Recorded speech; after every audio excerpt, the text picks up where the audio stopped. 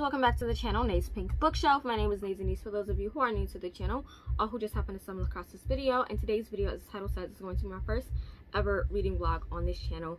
I am not new to making reading vlogs. I do make reading vlogs on my other channel, but I have never posted one on this channel, and I'm super excited for this because I'm actually a part of a blog tour hosted by Caffeine Book Tours, and it's going to be for the Unbroken by C.L. Clarke, which recently came out in the US on March 23rd and in the UK on the 25th. So as I am making this video, it is March 25th, but the day that you guys are watching this video is on March 29th, which is the day of my Blogspot tour. So I do have my written review down below. You can click the link to go to my blog as well as to my Goodreads to look at my review. But this is going to be I'm gonna try to keep it non-spoilery reading vlog, but we'll see how that goes. But yeah, I'm super excited to dive into this book. This book has about 494 pages or so, but in total, if you include the acknowledgments and the extra stuff, it is going to be about 544 pages. So almost a tome. Almost, but it's not. But I'm just excited for this. I absolutely love this cover. Before I get into any details, let me just show you guys the cover. So on the front, it says every empire demands revolution, and I really love her outfit. I'm not sure if you guys can like pick that up, but that is tough. Like, she looks so tough in this. And it's the first book in the Magic of the Lost. I don't know if it's going to be a series or a trilogy, but I'm super excited. So let me just give you guys some quick background before I read the information on the back for you guys. So basically, this book is going to be really diving into the ugliness of colonialism, the rebellion side, and also into racism.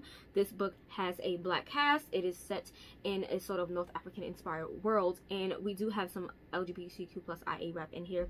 So we have female romance, we have male romance, and we also have, I believe, some non-binary side characters, if I'm not mistaken.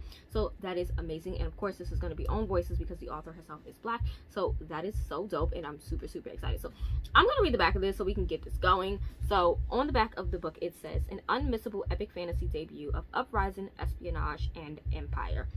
Toraine is a soldier, stolen as a child and raised to kill and die for the empire. She owes loyalty to only her fellow conscripts. But now her company has been sent back to her homeland to stop a rebellion, and the ties of blood may be stronger than she thought. Luca needs a turncoat, someone desperate enough to tiptoe the bayonet's edge between treason and orders, someone who can sway the rebels toward peace, while Luca focuses on what really matters, getting her uncle off of her throne. Through assassinations and massacres, and bedrooms and war rooms, Toraine and Luca will haggle over the price of a nation, but some things aren't for sale. So I am so excited to be getting into this book. You guys have no idea. So I have my bookmark already, which is this. I found this image on Google. I do a lot of like Googling for photos so that I can make my own bookmarks, because as much as I would love to just consistently buy bookmarks, it's just not good for my bank account. So we make our own. So I printed this image out. I'm going to try to find the author or the artist, excuse me, for this and leave it linked down below if I can find it. But I just thought this would match somewhat to this book. So we're gonna go with this, and I have my writing utensils. Here we go. So I have all of my tabs in my annotating pouch. I have my annotating key, my annotating utensils, and things like that. So I'm going to be getting into this really soon. And for today, since this is going to be broken into a 4-day read, I'm going to be reading about 122 odd pages. But for the first day, which is today, I'll be reading to page 127, which is 11 chapters. So the way I do this on my other channel when I do my reading vlogs is that I read the first 2 or 3 chapters on camera. I'm probably not going to do that just because I know with fantasies they can be very long. So I'm going to probably read the first 2 chapters. Let me see. Yeah, I'll probably do the first 2 chapters, and that's going to be about 35 pages. Give you guys my like basic thoughts of the first 2 chapters. I'm going to go off camera and read the rest of the book, and then come back with my final thoughts on day 1's reading. I'm going to try to keep this as spoiler free as possible. So if I do give spoilers, I will definitely put it up on the screen if I do. But yeah, so we're going to do that. However, I am still in the middle of Game of Thrones. So yeah, I'm just gonna try to finish up my portion of Game of Thrones. I'm listening to the audiobook. Honestly, I got feels about this. I'm gonna have to talk about it in my wrap up just because I don't really care. I've tried to intake this story so many ways. I tried the TV show, hated it. I tried the manga, read 2 volumes, didn't care for the art style, didn't care for the story. Trying the book is a little bit better, but it's still not to my liking. So I'm going to continue reading this, get to where I need to get to in this book, and then I'm going to hop on over to reading this book. But I wanted to get the intro out of the way for you guys so that I made sure that it was done. But yeah, 4 days of reading. So by the time I'm done with reading, it should be, I believe, the day before the day of my tour. Hopefully. I think that's how that math works, right? In my head, it worked out that way. I'm not sure if it does. But yeah, so that is going to be it for now. I'm going to go about my day, finish up my bowl of ice cream that I have here. And when I get ready to read, I will come back to you guys and we'll get to reading. I also forgot to mention there are trigger warnings for you all, and I'm going to look down because I have them written down because I wanted to make sure that I had those out. So the trigger warnings are colonial violence, gore, attempted rape, threats of rape, and torture. So I just wanted to get those out of the way, and if I do find any more trigger warnings throughout the course of my reading, I definitely will have them on the screen as I talk about the book. But yeah, those are the main trigger warnings that I was given from the tour host for this tour. So I definitely wanted to share that in this reading vlog for anybody who is uncomfortable with those things, those topics. So yeah, I'm gonna go. I'll be back when it's time to read.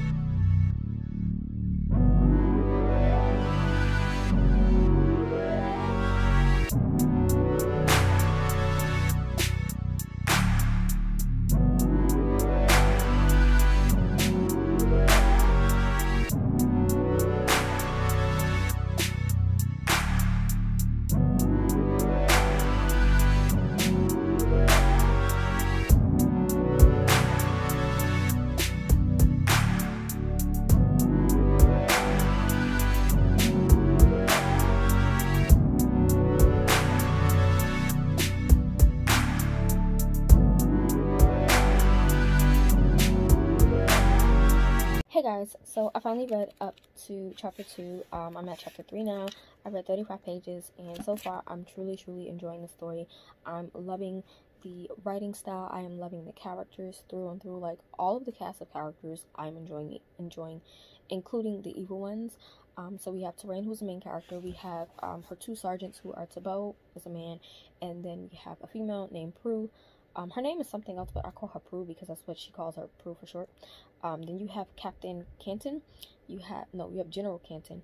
You have Captain Rogan, who I can't stand Captain Rogan. He's rude and evil and twisted and just disrespectful, and racist as all ever. And then you have, like I said, General Canton, who is interesting. It's interesting to read the things that I'm reading about this general, because she pretty much slept her way to the top. So, yeah, this is definitely a heavy book as far as there being things that will frustrate you and make you want to cry. There was mention of a scene with a 14-year-old girl that was a part of the barrage, who was pretty much executed because she tried to run away twice, and it was like, oh my gosh, just heartbreaking. The way that Terrain and her people are treated is real crappy. So they work for the Baladarians, which are basically white people. In my head, they're white people. And then you have Terrain and her people, who are called the Sands, and the Sands people are treated like dogs pretty much. They are not really high ranked, but they're pretty much sent to do all the dirty work. And the way that they are treated is kind of like breaking my heart and frustrating me, because as a black person, I definitely understand racism and things like that, but it's so frustrating. However, even though I'm frustrated, it's not too bad, because I get the humor with Terrain and how comical she is. So if you guys can see, I have a little tabbage going on. Can you guys see that? Hopefully you can. I have some tapping going, lots of yellow, not a lot of orange, because there's not a lot of like key things happening. I will say at the end of chapter 2, something happened magically, which is interesting because Terrain doesn't believe in magic, and magic is a thing in this world. It is explained, not heavily, but it is basically said that there is magic in this world. So I'm interested to know if back on page, what page was that? I'm trying to find the page. Yeah, back on page 14, something happened. And I'm interested to know if that magic was passed to her through that person when she touched this person because of what she said. So I'm interested to know that. Yeah, so far I'm really, really enjoying it. It's really interesting. I mean, the writing is flawless. It's amazing. However, I think I'm going to purchase the audiobook to help me, just because my brain keeps zoning in and out, and it has nothing to do with the writing or the characters or anything like that. It's just me mentally, but it is also extremely late and I'm really, really tired, so I'm gonna go to sleep. Actually, I'm gonna try to read at least a few more chapters, and then go to sleep, and then I will update you guys tomorrow before I begin reading the second portion of what I need to read. So we'll see how this pans out. We'll see, but so far I'm enjoying it. It's looking like a 3-4 star read right now. I'm really, really enjoying it, especially if it stays with the same sort of pacing and the same tone. I'm loving it. I'm loving Terrain so much. She is hilarious, like extremely hilarious. So yeah, we have this, and I'm going to, like I said, read some more, and I'll update you guys tomorrow on day 2. Hey guys, so it is day 2. And I haven't really done any reading since yesterday. I'm extremely tired and exhausted. It's 11:59 p.m. on the 26th. Now it's actually 12 a.m. so it's midnight on the 27th.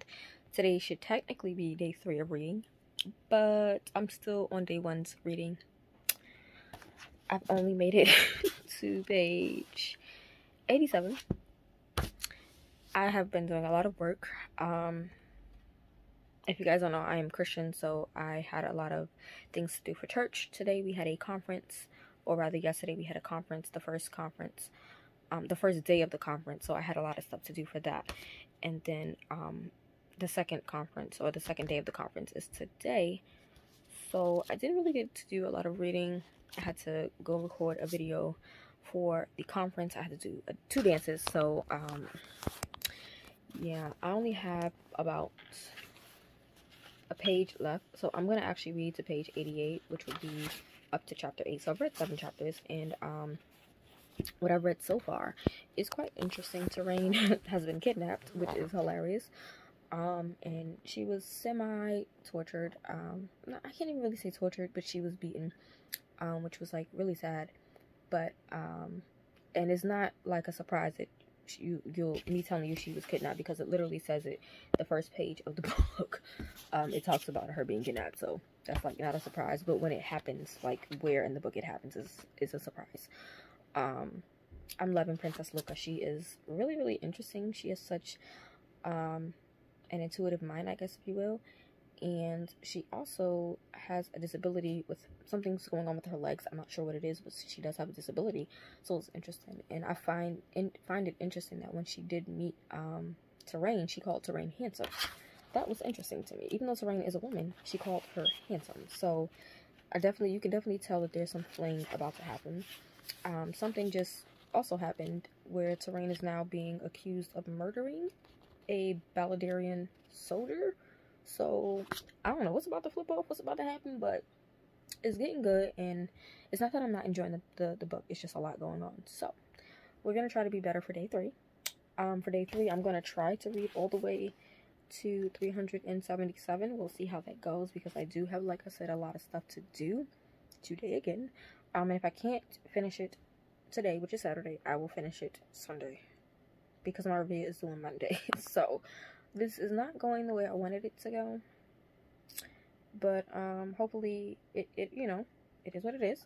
So yeah, I'm going to pick back up on this tomorrow, because like I said, I'm exhausted. I'm really tired. I'm gonna wake up in the morning and get some reading done. But yeah, day 2, major fail, but that's okay. We'll pick up. And I also did get the audiobook, because I found myself zoning out reading it physically. So I have the audiobook, which is helping me with the pronunciations of names and locations. So that's that. So yeah, I'm gonna go, and we'll see each other for day 3. Hey guys, so it is currently day 3 of the reading vlog, and today things really haven't gotten better than day 2. But I finally read up to page 127. So yeah, we have those pages tabbed up. And after what I read, I am thoroughly enjoying this. It's looking to be a 4-star read as of now, 127 pages in. And I'm technically like 2 days behind on my reading, but I am going to spend the rest of the day reading up until page 377. It is currently 9:49. I'm just starting this vlog. I had a lot of things to do. I had a conference for church that I had to attend earlier. Then I had to go see one of my sisters in New York, so I had to drive from Jersey. Well, my mom had to drive from Jersey out to New York, and it's just been crazy all day. But I did read 127 pages, and like I said in the intro, I was going to try to keep this spoiler free, but I'm going to probably give a little bit of details. Okay, so basically what has happened thus far is that Terrain has been, after she was kidnapped, she was rescued, and 2 of her subordinates were killed in the process of saving her. Then she was arrested for apparently killing a Baladarian soldier, which she didn't do. They blame her because her baton was at the crime scene.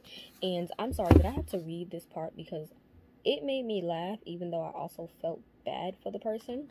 Okay, so apparently chapter 8, they found this guy, his body in the alley, his skull was bashed in, and his testicles were removed and placed inside of his mouth, and alongside him was her baton. And, you know, she's being framed for this murder. Now, earlier in the previous chapter, when she was kidnapped, she did tell the rebels about her baton and where it was. So one of the rebels killed that Baladarian soldier, and basically placed her baton at the crime scene. So she's literally being framed for this, and they're pretty much trying to put her on trial to kill her for this murder, which is insane. Of course, she doesn't die. She is the main protagonist of the story. She doesn't die. She actually calls in what she's owed from the princess after saving the princess in the beginning, and the princess then takes her on as her assistant and double agent kind of thing. They're gonna send her back to the rebels. As far as the characters, I'm thoroughly enjoying them. Terrain is very much interesting. I love her character. I love her feistiness. It does make me a little sad, however, that because she doesn't have any real ties to her culture and she doesn't fully understand and know about her culture, the way she sort of idolizes the Baladarians, even though she knows that they treat her people really wrong, she kind of like idolizes them, which kind of breaks my heart to see. So when she is stripped of her title, it's kind of like she's stripped of who she is, and she doesn't know who she is outside of being a lieutenant for the Baladarian army and stuff like that. And it's just heartbreaking to see. Princess Luca, I'm loving her. She seems like a soft-spoken person, but she's very much, she has like this fiery passion within her. She's dealing with her own things with her uncle, which there's not much detail given about her uncle. It's pretty much hinted at as far as like him telling her to go get some experience while he takes over the throne type thing. But Luca is amazing. She's 28 years old. We have an age for her, an actual age. I don't know how old Terrain is, but Princess Luca is 28 years old, which I find interesting that you took the throne from a 28-year-old woman, but that's neither here nor there. So we have that, and she's also crippled. I'm not sure again what happened with her legs, but something occurred with her legs where she is now crippled. So I like that there is that representation there. As far as Prue and Thibaut, Prue I really enjoyed. There was a scene with Prue that kind of like made me cry just a little bit, because I guess you would call it an anxiety attack and a nightmare at the same time that Tora had, and Prue had to like kiss her on her temples and things like that, and kiss her lips to make her feel calm. So I'm not sure if they had like a romance going on or if it was just like a friends with benefits type of thing, but definitely some action there. Thibaut, as much as I enjoy him, he kind of pissed me off in these last few chapters because of the things that he was saying to Terrain, and I get from his standpoint, he's just like, he's fed up, he's tired, he doesn't want to deal with the Baladarians anymore. He wants to be free from them, he wants to be free from whatever it is, and he's willing to be hungry and poor in the streets just to get away. But then we have on the opposite spectrum Terrain, who is like, she understands the hatred, but she also knows that they need the Baladarians to get further and to free their people kind of thing. So it's interesting to see the dynamics between them two on the spectrum. And then you have Prue, who's in the middle, who agrees with both, but she's kind of like in the middle. So that dynamic was really great. I hope to see more of Thibaut and Prue, even though Tor is no longer a part of the army in a sense. I'm interested to see the dynamic between her and Princess Luca now that they are pretty much living together and she's working with her. Captain Rogan, I mean this with every fiber of my being, I need him to die. He is a sadistic man, he is a racist man, and he is a womanizer. There is talk of rape. There's no actual rape scenes, but there is talk of past attempted rape and threats of rape that's definitely like there, and it's kind of like disgusting to me. The Baladarian men in general are disgusting. The things that they say about Tor and the Sands, as you call them, or as they call them in the book, is like really disgusting to me. Like, it's frustrating, but I also can understand being a black person. You know, it's like there's a scene where there's the governor Chamandia. I can't pronounce her name. It's on the screen, but there's a scene where she's sitting with a bunch of Baladarian men, and they are talking about the Sands, is what they call the black people. So they're talking about the Sands, and there's this part where they legit say, I'm gonna try to find it because I was disgusted. They say they're trainable dogs just begging for a master, and then Chamandia and her husband, I believe, get frustrated because it says her husband's name. So, you know, it says, surely you understand we're not referring to you. There's a difference in quality. And it's like, when you have those sort of token black people surrounded around other races, they will bash your culture, but they won't include you in your culture. It's like, oh, you know, we know you're black, but we're not talking about you. You're cut from a different cloth. We're talking about those black people type thing.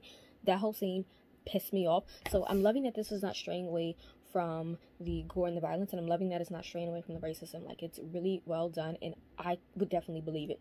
There has been talk of magic, but no magic has like been introduced yet, so I'm excited for the magic system to pop into play. But yeah, thus far I'm really enjoying it. It's very, very comical. I'm finding some lines that are like really funny, like hilarious, like when Terrain found out about the poor guy whose balls were like shoved in his mouth. The comment she made was on page 89, she said, whoever he pissed off, General, it wasn't me. I never even saw a black coat that night, I swear. And it's just like, she really had no remorse for this man because, one, he's a Baladarian and she's Sans, so she doesn't care, period. And then she also has no remorse because she didn't even see this man, so it was kind of funny to me. And there are like a bunch of other scenes that cracks me up with her, especially when she's in these like tight situations or these traumatic situations. She finds a way to laugh about it, which also can be a bad thing because most people like to gloss over what happened with comical moments, but it is sort of a tiny relief. I'm thoroughly enjoying it. 127 pages in, so I am gonna continue reading shortly. I'll come back on camera when I get closer to chapter 23. So I guess I'll come back on camera and I'll read chapter 21 and 22 on camera before giving my thoughts, and then I'll dive into the next portion. So the goal tonight is to at least get up to page 377, which will put me back on track. But yeah, thus far, totally enjoying it. The Unbroken is phenomenal. The audiobook is well done, loving it. I'm listening to it on 3 times speed. The audiobook in general is about 18, no, not 18, it's 13 hours. I think it's actually more than 13 hours. Trying to see if I can find the information on it, but I can't because I am actually let me go back and I'll tell you guys specifically how long the audiobook is. So about this book, okay, so the audiobook is 18 hours and 20 minutes and have about 13 hours and 26 minutes left of the audiobook. I am currently, I don't want this to play, but I'm pretty sure it will play. The ball. Yes, it was going to start. But I am 27% of the way through. So I think I definitely can accomplish getting through everything that I need to today to be back on track so that I can finish tomorrow. But yeah, this reading vlog is not going the way I expected. But I forgot I did have a busy week with a 2-day conference with my church and me being the administrator for my church and really working closely with my leaders. I should have knew that doing this reading vlog wasn't going to be on point. But neither here nor there, we're making it. Hopefully you guys enjoy this reading vlog. Yeah, so I'm going to finish my frappe. I'm going to take a quick break and watch like 2 or 3 episodes of an anime, just because I need like a little breather in between. But I think that this is definitely going to be a great fantasy. I'm hoping that magic is definitely involved in this. This is I'm not sure if it's going to be a trilogy or a series, but Tor, She's amazing. I'm loving Tor. And I'm saying Tor because that's what they call her in the book for short, Tor. But Terrain is amazing, and Princess Luca is like absolutely amazing. So I will say, even though I hate Captain Rogan, I feel like he is really sneaky about something, as well as General Kantic. There's just something off about the two of them, and I'm not sure if Kantic is in on it or not, because even when Terrain was arrested, the following chapter we find out that the General Chamandia, oh, I can't say her name, it's on the screen, she was killed. So I'm not sure if Kantic had anything to do with that, just because how things went on the trial for Terrain and how it seemed like Rogan and Kantic were like working together. I'm not sure, but I know that Rogan is dirty all the way, and I'm also hoping that Tabo is not a spy. I hope he hasn't decided to side with the rebels and be like a spy, but also I hope that Prue isn't, because even though Prue is kind of like in between and more reserved, it be those type of people that kind of can switch up on you. So I don't know what's happening. I'm like all over the place, but I'm loving the story as a whole. So I'm gonna go, and when I come back on camera, you'll see me reading, and then you'll get my thoughts, and then yep, so I'll be back.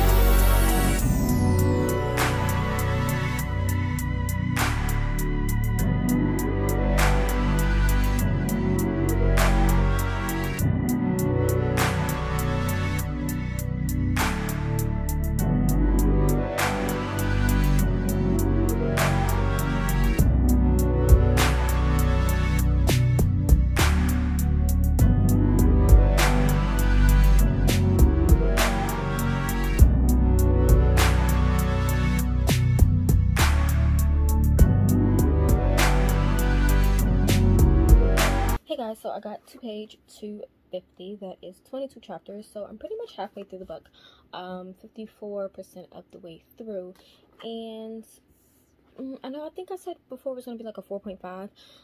It's looking like a solid 4 for me, depending on how the ending goes, because there's not, like, I don't know what to say. I'm enjoying the characters, I'm enjoying the plot. I feel like the pacing is pretty okay, but I don't know what it is. It's like I'm missing something, and it's probably the magic aspect. I get that magic for some reason is like gone in this world now. I'm not sure why. It was pretty much mentioned, but it still kind of confused me, so I may have to just go back and reread that part, or it's just maybe not explained too well. But yeah, so I don't know if I talked about the jackal in the previous clip prior to the reading montage, but the jackal is a character that is a part of the rebels, and the jackal is actually the one who had pretty much kidnapped Tor at the beginning and then semi-tortured her. But we find out who exactly the jackal is, and I was blown. I honestly didn't see it coming, but now I can understand. Well, I don't fully understand the hostility, especially finding out who the jackal is. It also kind of frustrates me because knowing who the jackal is, it's like, why do you hate Tor so much when you really should be hating yourself? But that's neither here nor there. So Luca ended up deciding to help the rebels by giving them weapons. She's going to give them 100 guns. So they invited her, I guess, to their little celebration or whatever. And I just left off at the scene where the jackal had invited Tor in for a friendly bout. It's not really friendly because the jackal really wants to fight Tor. And for me, it's hilarious because I know who the jackal is now. I'm not going to explain who it is because I really want you guys to pick up the book and read it yourself. And I feel like if I say who the jackal is, it might spoil a lot of things. But the jackal is having a friendly bout, and apparently Tor won the first round, but as she was getting ready to walk away, they told her it's 3 rounds, victory takes 2. So she has 1 round, and there's 2 more rounds to go. So I'm hoping she actually wins 1 more round to beat the jackal. That would be interesting. The romance, it's not really romance heavy as I was expecting. You do get little bits and pieces of like female romances. I don't see the non-binary character. I know when I got the email, it said that there was a non-binary side character. I'm not sure who that character is, being 250 pages in. And I also don't see the male romance. I'm not sure where that takes place, but I have seen romances, well, not seen per se, but there was mention of a little tryst between Prue and Tor, and we do see little bits of interest, if you will, between Tor and Luca apparently is bisexual, so that's pretty interesting. That's great. But so far, I mean, I'm enjoying it. It's 4-star for me right now, unless something happens in like the last half or something. But I will say that plot twist with the jackal was not expecting. Oh, Kantik is also being a douchebag with sending the Rose Squad, which was the squad that Tor was over when she was a lieutenant, out to save or go find some other soldiers that were like missing, but she's sending them to these savage type beast people. So I'm a little concerned. And there were some things that you know, there was literally a whole back and forth with Luca and Tor about twice. And in this part, you know, Tor has basically just broken down because she's like frustrated. And she's trying to make the most of the situation being taken in by the Baladarians and trying to find peace. And I think she's beginning to realize that honestly there can never be peace between I think it's the Quazelli, but they call them the Sands. But there really can never be peace between the Sands Quazelli and the Baladarians, because it's just not gonna work. So she said, basically she was like, okay, why send us, why send the conscripts, specifically the Rose Company, which are basically the Sands or the Quazellis that the Baladarians had taken from young age to raise to use them for their army or brigade or whatever. So Luca responds, Torain, they're soldiers, it's their job. The general deploys them based on skill and needs. However, Tor knew all about skills and needs and the sacrifices that must be made. So then she said, then why is it always us first? The first to fight, the first to die. She said it's not a matter of letting. They never choose this. They're not getting rewarded for valor with ribbons and raises. We just die, and when we die, we're not even worth the wood to burn us. The Sands pretty much get treated like crap, and because they're the Sands, even though they're in the army, they're really pretty much scapegoats. They're really pretty much the first group of people to go and get killed and slaughtered. And when they get killed and slaughtered, there's no king in the world because they're pretty much black people. And it's heartbreaking to see Tor really begin to break down and fully understand what's going on, because she had so much faith in the Baladarians, I guess, even though I don't even know how to explain. It's like she knew and saw what was going on in the army, but she still had this like little bit of hope in her that the Baladarians would someday change, or they could someday have peace with the Quazellis and her people. And it's just like she's also stuck in this in-between of not knowing who she is, her identity, because even though she's Quazelli, she was actually taken at a young age and she was raised Baladarian. But the Baladarian don't treat her like a Baladarian person, because she's really Quazelli. So she's like stuck in between. Whereas her other, the other conscripts, basically the people that she was over, they had more time being Quazelli. If that makes sense. Hopefully that's making sense. I don't really know what I'm saying. It is pretty late. Right now it's 1:05. So I got to that part. So I just have another 100 pages to go for tonight. So even though it's technically day 4, it's not the next day until I go to sleep. So what I'm going to do is change my clothes. I'm probably going to get me a nice hot drink and come back, and I'm going to read chapters 23 to 31 off camera, and then I'm going to come back on camera to read 32 to 34, and then that will be it, and I'll be on track. Then I can go to sleep. So we're about to do that. But yeah, so far so good. You can see my tabs, they're pretty good right now. But yeah, I'm going to read the next 100 pages, which is a small little gap here. Is it that small gap? Nope, I'm sorry, it's not that small gap. It's this much here I'm gonna read. So yeah, I'm gonna change my clothes, come back when I'm in my pajamas, and have a nice hot drink.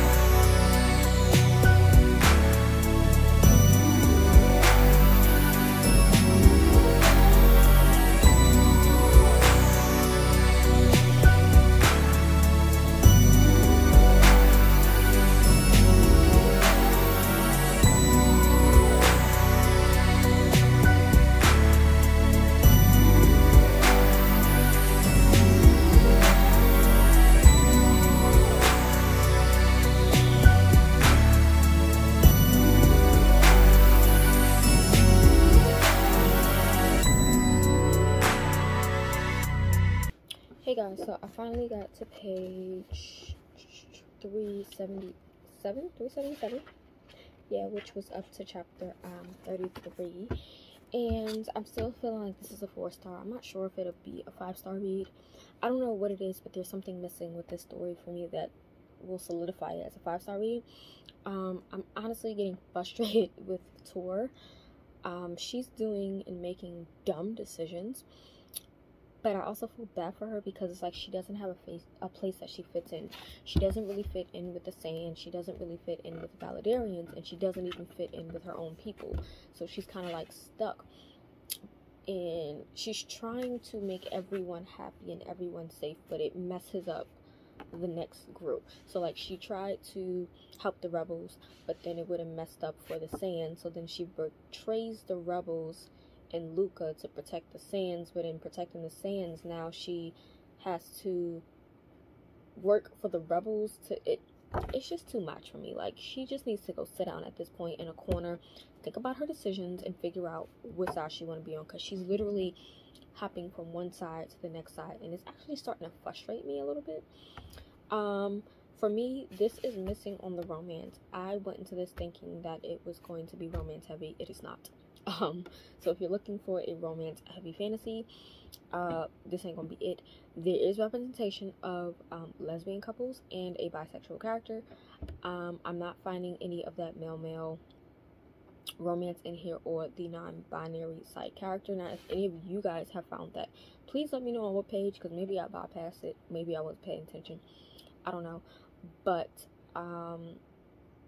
yeah, so far it's okay. I went into this expecting a lot more than what I'm getting, but I think this is definitely a good start to a trilogy or series. I feel like it definitely could be more to it.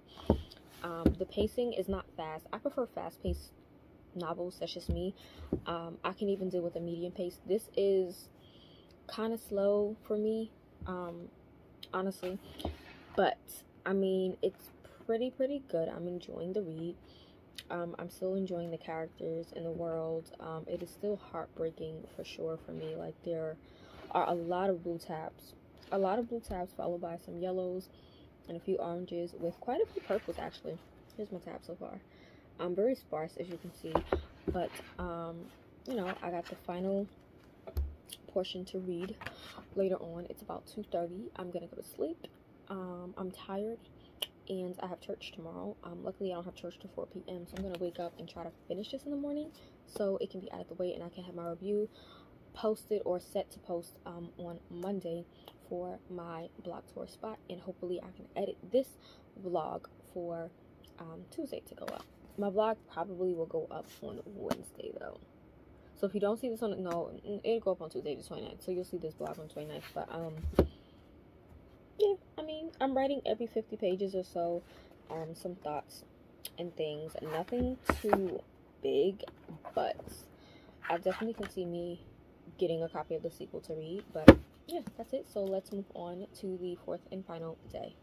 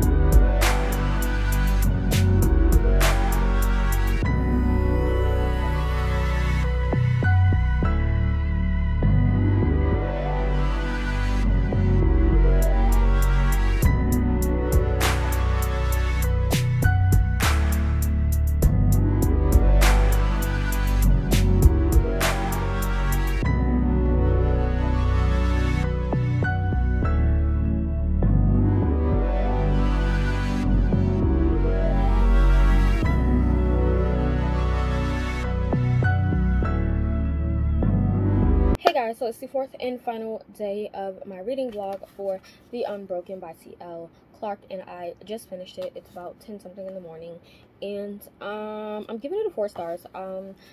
This honestly wasn't what I expected, because I thought that this was going to have a lot more romance to it. There really wasn't a lot of romance to it. There really wasn't a lot of magic to it. You really don't even get to see the magic in full. So I'm hoping the next few books will talk about the magic system. I guess because they have magic back towards the end. But yeah, this wasn't what I expected. I still enjoyed it enough to give it a 4, but I don't know, when I found out that this was going to be female romance, it was going to have some male romance, it was going to be non-binary characters, I was excited, because I don't really read a lot of fantasies with those kind of with that kind of representation a lot, especially for the main characters. However, this was not romance heavy at all. We get bits and pieces of romance for Tor with Prue and the princess, but it's nothing insane. I did not see any male romance, so I'm not sure where that was, nor did I see any non-binary characters. So I'm not sure. I'm gonna have to look into it again. Maybe I bypassed it, or I wasn't reading hard enough. But yeah, the ending, I don't know, I feel like they built up to this like massive kind of battle or war between the rebels and the Baladarians, and it really wasn't all that exciting for me. I've read, you know, other kind of battle scenes between two groups that enticed me more. Using the call pile system, I gave this a definite 8 across the board. I think for enjoyment, I did give it a 9, but mostly 8. Yeah, I think for me, Tor and Luca just always made dumb decisions. Like, they had good intentions, but good intentions never produce good things, of course. So it's like the things that they chose to do always ended up in people dying consistently. Like, I didn't understand. I still love Tor. I love the Jackal. I can't really pronounce her actual name because I'm gonna say it wrong, so I'll put her actual name on the screen. But yeah, I think the audiobook definitely helped me, because if I didn't have the audiobook, I probably would have rated this lower, maybe a 3. But the audiobook did help me. For a first book to a series or trilogy, definitely really good. I am definitely interested in picking up the sequel when it comes out. There's also a quick preview for the Jasmine Throne by Tasha Sori, which I definitely do want to get my hands on and read. I haven't read anything from Tasha Sori, so we definitely have that preview. And we also have the preview for Son of the Storm by Suya Davis. I can't, but the cover is here for the Son of the Storm, which that cover looks dope. So I'm definitely going to read these previews, because I definitely want to read both of those books. I'm not sure when the sequel for this book is coming out. There is no title either. It just says the story continues in book 2 of Magic of the Lost.